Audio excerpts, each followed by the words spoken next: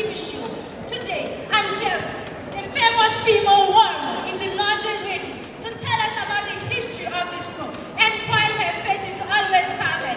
Hello, madam. Welcome to the Diaspora TV show. Thank you for having me here. Can you tell us about the history of the smoke and why part of your face is covered always? Yes, this smoke is something we cherish the most. And for my face, I know no one would like to see. But for the sake of the audience, this is my face.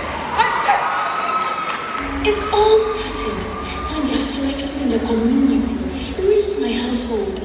My husband was also suffering from the same unknown illness that had claimed the lives of almost everyone in the community, prompting me to seek help from the community Tendana, who serves as the fetish priest of our community. Although I had lived in the community my whole life, it was my very first time visiting the Tendana, having only heard stories about him sitting in his shrine.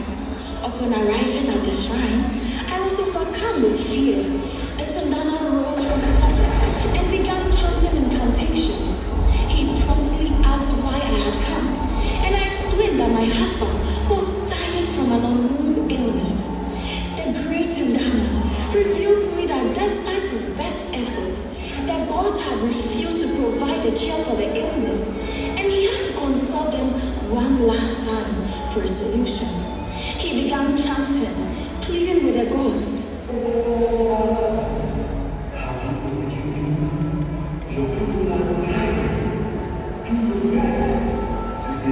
He then instructed me to leave my husband at the shrine and fetch the village calabash carriers. Although I had heard stories about the calabash carriers, this was my very first encounter with them. Upon I returned to the shrine, I was astonished to see the calabash carriers possessed by heavenly spirits. The Tendana proceeded to perform rituals with them, placing his hand on the various calabashes on each carrier's head and speaking words I couldn't fathom. Mysteriously, the Tendana retrieved a red banner from one of the calabash carriers and revealed to me that the gods had decreed a divine quest to save my dying husband. According to the divine message, the only cure lay with a treasure held by a beast in the evil forest, which we had to retrieve by defeating the beast. I was paralyzed with fear, wondering how, as a woman, I could embark on such a journey.